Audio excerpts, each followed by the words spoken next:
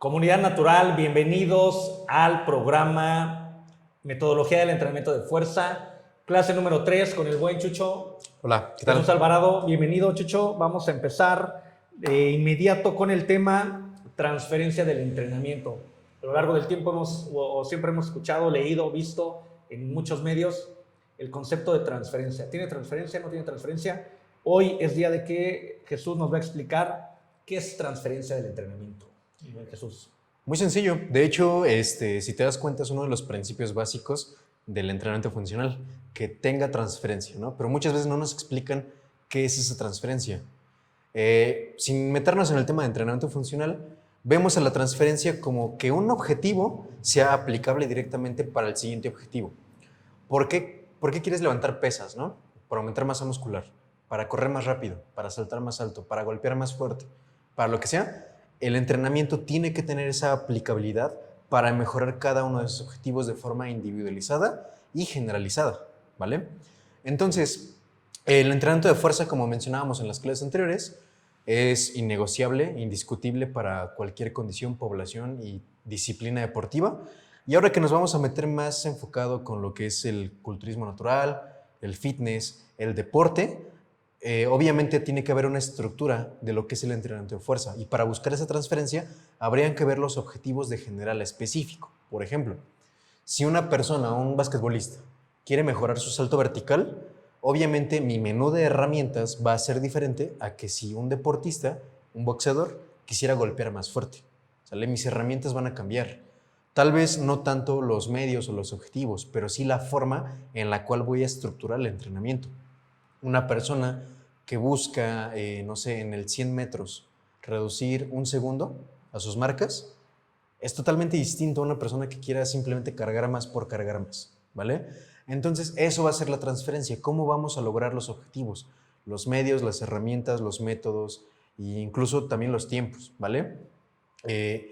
A nivel de rendimiento, de entrenamiento funcional, de estética corporal e incluso de salud, hay un mito muy, muy grande con respecto a la movilidad y la flexibilidad. ¿Estás de acuerdo? Okay, sí. Durante muchos años, mucho tiempo, en la literatura que tú quieras, o sea, por ejemplo, si vemos el Jack Wilmore, el López Chicharro, que son los libros más como los de bolsillo de cualquier entrenador, ¿no?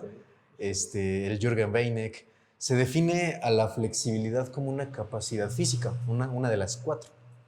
Sin embargo, yo considero que el término lo podríamos ir sustituyendo por el término movilidad, ¿no? ¿Cuál es la diferencia entre ambas capacidades? Igual, muy sencillo, que la movilidad requiere una cierta capacidad de producción de fuerza en rangos de movimiento funcionales, ¿vale? Es entrar en términos incluso muy fisiológicos, que vamos a omitir en esta ocasión. Ya habrá una clase destinada a eso. Pero realmente los rangos de movimiento óptimos se deben de trabajar sí o sí, ¿no? Muchas personas me van a decir, oye, entonces ¿no recomiendas estirar? No, no recomiendo estirar. Estiramientos hay varios tipos: dinámicos, estáticos, resistidos, facilitados, balísticos. Voy a hablar específicamente de los estáticos, no los recomiendo, ¿vale?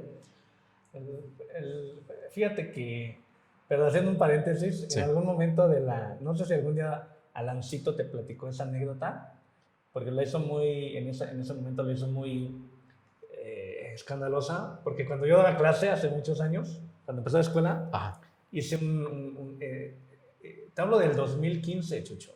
Tú estás haciendo estás comunicando una idea, un concepto de la elasticidad, del estiramiento, que hoy es más divulgado, tiene más fundamento. En aquella época, te hablo de hace 5 años, sí. Era decir, lo que estás diciendo era no, ¿cómo no voy a estirar? Sí. ¿Cómo no voy? Y yo les dije una vez en un salón lleno, porque teníamos los salones bien llenos en Coyoacán, y les digo, ¿ustedes han visto a un león que ve a la cebra y empieza a hacer sus movimientos? Decir, no, obviamente que el animal tiene otro tipo de lubricación, etcétera. Es otra fisiología, yo lo entiendo. Pero era una analogía que hice en el momento para como que las personas dijeran, ¿no? ¿Qué tiene que ver los esfuerzos, etcétera? Hoy es más sustentado, pero me acordé. Sí, claro. Porque Alancito se burló muchos años de mí, hace 5 años, y hoy también lo promueve y fue ese choque. Sí. Perdón la interrupción y perdón el comentario, pero era necesario. Sí, no te preocupes. De hecho, es un buen ejemplo porque muchas personas se estiran de forma indiscriminada para ser más flexibles, y entre comillas. ¿Estás de acuerdo? Y la realidad es que no ganan flexibilidad. ¿Sí sabías? Una persona que estira, o sea, de forma constante no gana flexibilidad. Sí lo sabía porque sí tengo claro el concepto, pero mucha gente no. Mucha gente, es más, y aprovechando, hay 3 términos que la gente deberíamos de puntualizar: flexibilidad, movilidad y elasticidad, ¿no? Sí, que claro. todos dicen... son bien diferentes. Son bien diferentes. Son bien diferentes. Pero siguen con tu idea. Sí, claramente. Para empezar, una persona que estira indiscriminadamente no va a ser más flexible. ¿Por qué? Porque nuestros músculos, como tal, tienen una propiedad bien curiosa que no se ve muy frecuentemente en la naturaleza. Se le llama, si nos vamos a los términos muy técnicos, es histéresis. Okay. Esta histéresis significa que hay un componente de viscoelasticidad. Una cosa es viscosidad y otra cosa muy diferente es elasticidad. O sea, nuestros músculos tienen propiedades de sólido y líquido al mismo tiempo. Y eso no se ve de forma muy frecuente en la naturaleza, ¿estás de acuerdo? Entonces, esta histéresis significa que los músculos modulan su contractibilidad según las demandas que recibe el sistema nervioso central. Okay. ¿Qué significa eso? Que los músculos, por mucho que los estires, no genera deformaciones plásticas. Una deformación plástica es que yo agarro una liga, la estiro, pero si la dejo de estirar, vuelve a su forma original. Una deformación plástica es si estiro esa misma liga, pero se queda toda aguada. Y los músculos no son así. Los músculos no tienen esa capacidad, son histéresis. Aquí hay una cuestión que es muy importante. Antes decían objetivos del estiramiento, prevenir lesiones. No, los estiramientos no previenen ningún tipo de lesiones. De hecho, las lesiones, en términos muy generales, se dan por 2 cosas: falta de fuerza y falta de movilidad. ¿Sale? Un estiramiento no va a prevenir lesiones en ningún aspecto. Tampoco previenen agujetas. Los DOMS, Delayed Onset Muscular Soreness, no previenen la acumulación de ácido láctico. De hecho, el ácido láctico ni siquiera tiene una relación directa con el dolor muscular. Entonces, los estiramientos estáticos es algo de lo cual podemos prescindir totalmente, ¿sabes? Se han hecho muchos estudios. De hecho, cabe resaltar que soy copartícipe de un estudio longitudinal. Okay. Es un pequeño metaanálisis que hice en la universidad hace 1 año más o menos, en el cual se demuestra abiertamente, y los resultados eran de esperarse, que la flexibilidad puede tener un detrimento muy importante en la producción de fuerza. Entonces, para deportistas como taekwondo, gimnasia, karate, que me digan, oye, entonces, ¿cómo gano ese movimiento? Con movilidad, ¿no? La movilidad es tener esa capacidad de tener fuerza en rangos de movimiento donde la necesitas. ¿Me explico?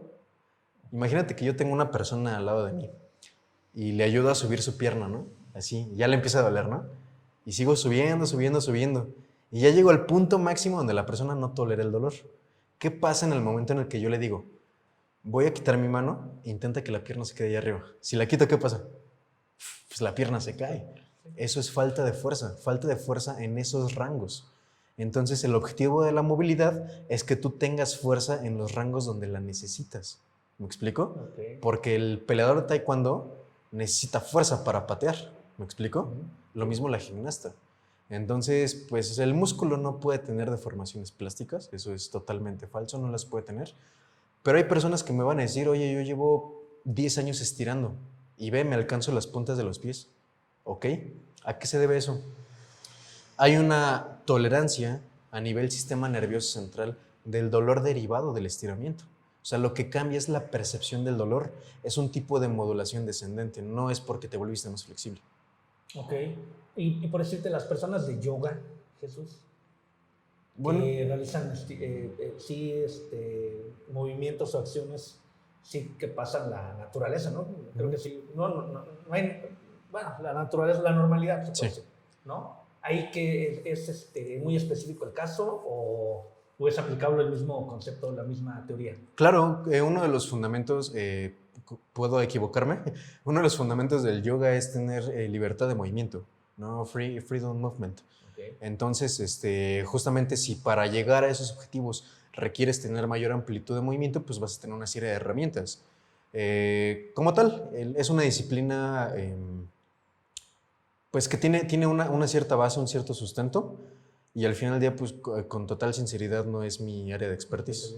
Ok, digo, y muy respetuosamente para la gente de yoga, y nada más me surgió la duda. Oye, Chucho, había en alguna teoría estiramientos estáticos, dinámicos y asistidos. ¿Es correcto? ¿Cuál sí, cuál no? ¿Ninguno? No, sí. De hecho, en toda la gama y posibilidad que tenemos de hacer estiramientos, los estiramientos dinámicos son una forma bastante interesante para hacer una introducción al calentamiento, ¿no? Para elevar tu temperatura corporal, lubricar articulaciones, está bastante bien aceptado. Los estiramientos facilitados o resistidos, hay técnicas como el FNP, facilitación neuromuscular proprioceptiva, que se empezó a desarrollar en los primeros libros de desarrollo psicomotor, ¿sabes? Actualmente ya tenemos muy sustentada esa parte dentro del entrenamiento. Hay atletas, por ejemplo, como el powerlifting, halterofilia, que requieren movilidad y acuden a ese tipo de técnicas, incluso los culturistas. Pero hay un detalle muy curioso con los estiramientos balísticos, que son los famosos rebotes, ¿no? Estos estiramientos, hubo una época no muy lejana en la cual se comenzaron a desacreditar mucho. Sí. ¿Sabes qué? Estos estiramientos no sirven porque pues, no le das tiempo al cerebro a tener este reflejo miotáctico y demás, ¿sabes? Pero, muy curiosamente, hace un par de años, tal vez, yo leí un par de papers donde se mostraba que al final del día no hay activación ni relajación, pero sirven como un tipo de enfriamiento. Mi opinión se queda enteramente en mi opinión, pero si a ti te gusta estirar por mero gusto al estiramiento, hazlo, no pasa nada, ¿sale? No te vas a lesionar, no te va a doler, no va a ir más allá de eso, ¿sale? Pero si realmente tienes un objetivo preciso, estable, conciso, no le vería el por qué estirar de forma estática, ¿sale?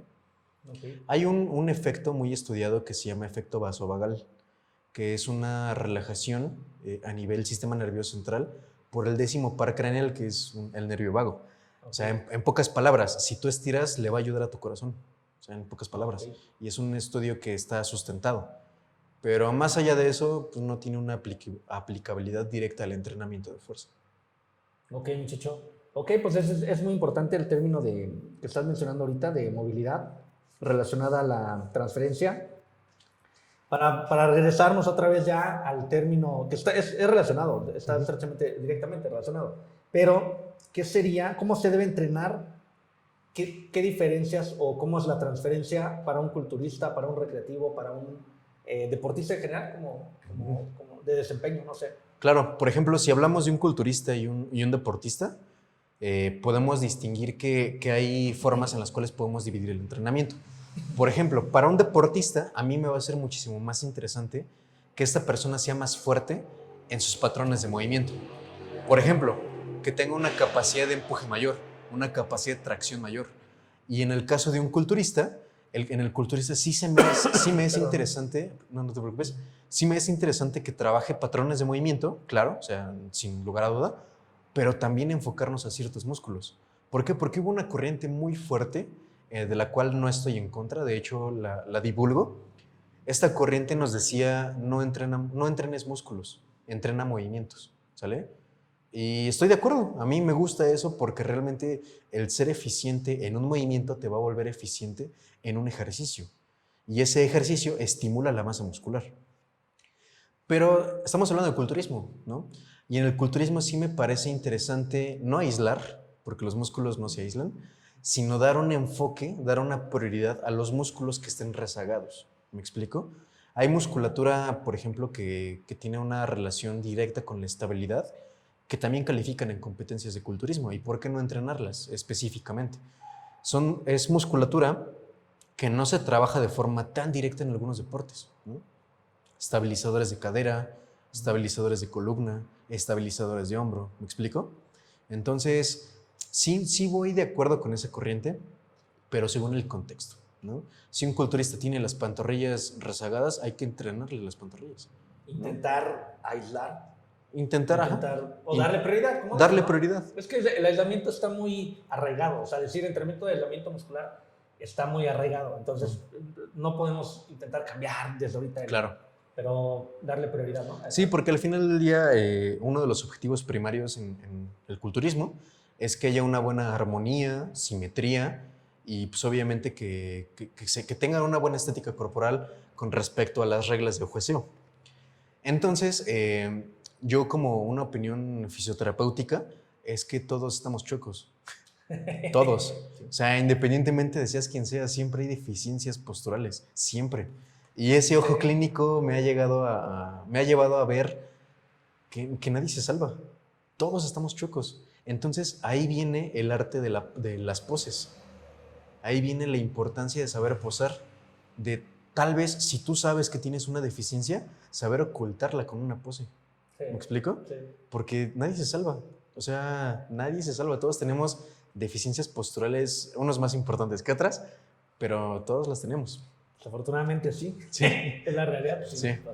Sí, es pura verdad lo que estás diciendo, sí. Chucho. Entonces, sintetizando, la transferencia se refiere al ejercicio que realices tenga beneficios en tu objetivo de entrenamiento. Exactamente, en la actividad. O sea, una persona puede tener transferencia aunque no haga un deporte, ¿sabes? Puede haber transferencia en las actividades de la vida cotidiana, ¿no?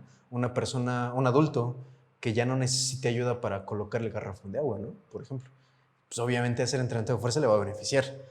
Entonces, sí, claramente cómo debería entrenar un culturista, cómo debería entrenar un deportista son variables importantes porque van a haber distinciones que sí se van a notar, sobre todo en el gimnasio, ya estando ahí, ¿no? Y para ello pues tenemos una serie de herramientas. En términos muy generales, yo recomiendo que exista una buena relación entre volumen e intensidad.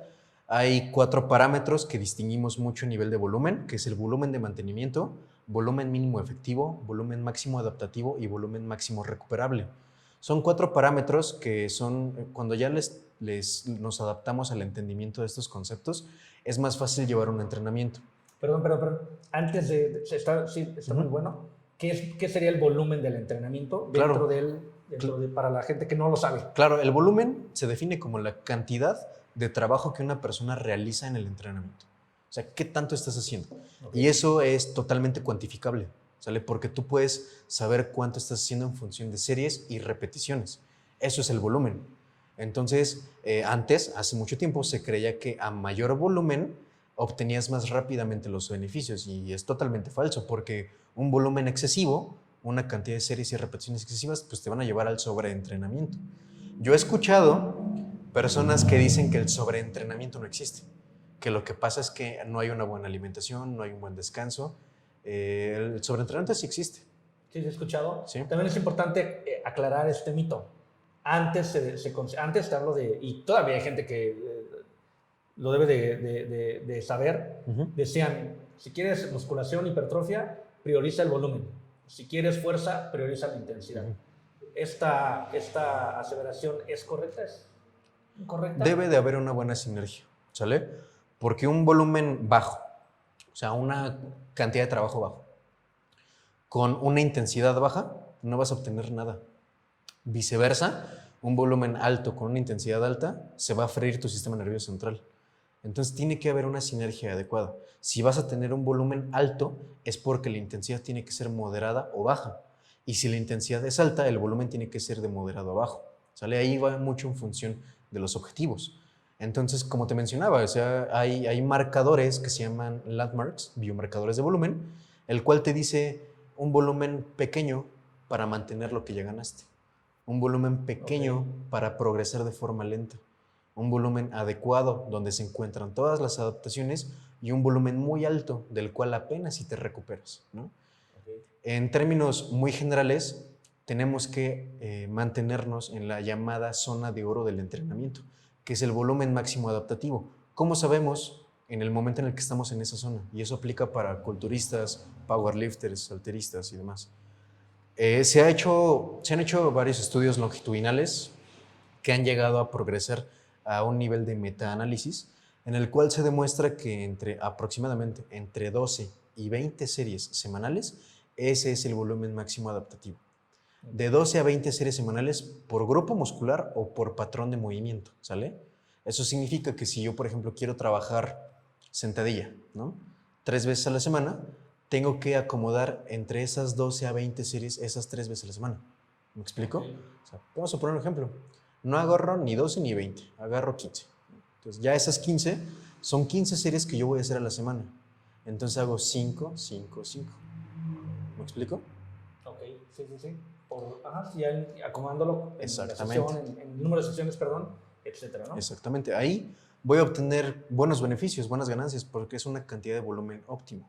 Pero ahora, entendiendo ese volumen, que la relación con la intensidad sea la adecuada.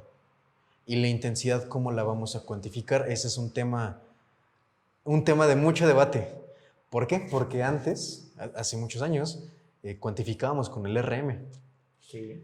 El RM esto, el RM, y de verdad, o sea, te puedo enseñar Jürgen Beinek, teoría del entrenamiento, ¿no? Que se casó con el RM y hay muchos libros que siguen citando el RM. Y no lo odio, pero ya no tiene mucha aplicación hoy en día. ¿Por qué? Por lo mismo, somos entes sociales dentro de una matriz social. Eso significa que puede haber 1000 factores que van a afectar mi rendimiento. Falta de sueño, mala alimentación, estrés cotidiano, escuela, trabajo, relación sentimental con mi pareja. O sea, hay muchos factores que afectan a mi rendimiento. Y yo esclavizar mi entrenamiento con base al RM va a ser programar a ciegas. No, es que se tomaba una vez, o sea, Sí, claro. Y ya es todo el Claro. periodo, ¿no? Todo. Entonces, pues realmente no, hay opciones más interesantes para autorregular ese entrenamiento. Hoy en día conocemos RPE, RIR, ya hablaremos en profundidad en qué consiste cada una de ellas, pero en términos muy generales, consiste en calificar un esfuerzo. ¿Qué tan pesado lo estás sintiendo hoy? ¿No? Y en función de cómo lo sientes hoy, escoges el peso en función de cómo te sientes hoy, ¿no? Y ya eso lo relacionas directamente con el volumen y es una de las formas más eficientes de autorregular tanto la intensidad como el volumen. Y eso lo podemos ver en múltiples artículos, en múltiples foros de investigación, revistas de alto impacto, que actualmente se le conoce incluso como estrategias emergentes. El creador de eso fue Mike Tuchscherer, Okay. un autor bastante reconocido a nivel mundial, que claramente merece todo el mérito posible por la creación de esas escalas. Oye, Chucho, ¿y cómo un entrenador puede saber qué ejercicio es el que le da la mejor transferencia a su cliente o al objetivo de su cliente? En función de la actividad, ¿vale? Por ejemplo, si una persona quiere mejorar su velocidad de carrera, ¿sale? Tendríamos que analizar cuál es el gesto que más se le asemeja en el gimnasio, porque hay impulsos de tipo vertical e impulsos de tipo horizontal. El impulso de origen de tipo horizontal es el que predomina en una carrera. Entonces, si una persona quiere ser más rápido, pues podríamos ver impulsos horizontales como el hip thrust o el entrenamiento del glúteo en general, ¿no? Okay. Ahora, una persona que no se dedique a un deporte, ¿no? Por ejemplo, una persona simplemente que quiere hacer entrenamiento funcional, pues podríamos ponerle peso muerto, ¿no? Porque eso le va a enseñar cómo tener una buena postura para levantar objetos del suelo, ¿no? A nivel del culturismo, cualquier ejercicio es apto para las ganancias musculares, cualquier ejercicio. Entonces, una persona puede omitir totalmente la sentadilla libre y aún así ganar masa muscular en las piernas. ¿Me explico? Okay. Entonces, eso va muy en función de lo que se quiere lograr y para qué se quiere lograr. Hubo un tiempo que se satanizó la sentadilla libre por la excesiva carga en la columna. Uh-huh. Y de hecho hay gimnasios que no tienen sentadilla libre. Sí. Hay gimnasios que no, por prevención. ¿Eso es real? ¿Eso es adecuado o no? Sí se debe de tener el ejercicio como tal. La sentadilla, antes de verla desde un punto de vista como un ejercicio, es un movimiento. Entonces, una vez que a ese movimiento le ponemos carga, como tú quieras, con una liga, con una mancuerna, con un disquito, ya lo volvemos ejercicio. Okay. Para nosotros hacer ese ejercicio tenemos que conocer el movimiento. ¿Me explico? Yo no satanizo la sentadilla porque hay muchos beneficios demostrados, pero se tiene que tener una cierta movilidad en ciertas partes del cuerpo. Porque una sentadilla es, desde un punto de vista biomecánico, es una triple flexoextensión. Son 3 las articulaciones principales. Sin embargo, más allá de eso, pues también se involucra el hombro, también se involucra la espalda, se involucra toda la columna vertebral. Entonces, sí es cierto que hay una carga axial. Axial significa que el peso recae de forma longitudinal hacia abajo por la fuerza de gravedad. Entonces, va a haber personas que por ciertas condiciones, por ejemplo, no sé, incluso patológicas, no la van a poder realizar. Y para ello no significa que no podemos desarrollar fuerza o masa muscular en el tren inferior. Hay una máquina que se llama belt squat, que es una sentadilla en la cual te pones todo el peso en un cinturón y ya a los costados le vas poniendo el peso. Y es totalmente generosa con la columna. ¿Y qué tan efectiva es? Bastante, ¿Sí? mucho. Sí las he visto, sinceramente no las he usado. Sí quiero un equipo de esos, sí lo estoy buscando. No he encontrado nacional a buen precio, de marca internacional, muy cara. Sí. Pero no sé, es que no conozco la biomecánica. Entonces por eso no me he animado a comprar una nacional. Sí. Porque no sé qué tan bien está hecho, sin decir que lo nacional está mal hecho. Claro. Ni mucho menos. Oye, sí. Chucho, y por último, bueno, solo me quería hacer un apunte rápido. De acuerdo a lo que ya dijiste, la gente que busca salud debe de encontrar eso en su entrenamiento, en su gym, con su entrenador. Hay entrenadores que son pesadones, que les gusta cargarle la mano y creen que mandar a la gente sin poderse mover y afectar su desempeño, su vida cotidiana, soy el mejor entrenador, sí, porque yo sí pongo unas buenas friegas a la gente, etc. Eso no es adecuado para el tipo de persona. Si interrumpimos su desempeño cotidiano con un exceso, con una mala selección de ejercicios, atentamos con el objetivo del cliente, de la persona. Entonces hay que ser muy cuidadosos con esto, en esta recomendación. ¿Otra última recomendación que quieras darle para cerrar el tema del día de hoy, mi buen Chucho? Sí, claro. De hecho, tomando en cuenta lo que acabas de mencionar, cualquiera puede hacer llorar a un cliente. Cualquiera, a un usuario, a un atleta. Eso es, simplemente es retocar de volumen e intensidad en la misma sesión y listo. Aquí lo importante es conocer el cómo, cuánto y cuándo. ¿Me explico? Porque también importa mucho la cantidad de días que se va a entrenar, la frecuencia, los descansos. En función de qué va un descanso. Muchas veces me preguntan justo eso, ¿cuánto descanso? Y yo les pregunto incluso a los alumnos, ¿cuánto descansan ustedes? No, pues 1 minuto, o 30 segundos, o no, yo me echo 4 minutos. El descanso va en función de 3 aspectos muy importantes, ¿no? La alimentación, la duración del estímulo y la intensidad del estímulo. Todos requerimos tiempos de descanso distintos. Entonces, recomendación, mucho autoconocimiento, ¿sale? Mucho autoconocimiento. ¿Por qué? Porque muchas veces esas sensaciones te están dando a interpretar mucha información y no hay que dejarlas pasar por alto. Ok, entrenar, practicar y asesorarse con profesionales del entrenamiento. ¿Tus redes sociales, mi Chucho? Sí, en Instagram me encuentran como jesus.alvarado.luna y la página de Facebook Strength Coach Alvarado. Amigos, el siguiente video, último de esta serie de metodología del entrenamiento de fuerza, métodos del entrenamiento. Va a estar bueno porque creo que todos nos han dicho que están buenos los videos, que ha gustado mucho esta dinámica. Nos vemos en la siguiente clase. Hasta luego, chavos. Hasta luego.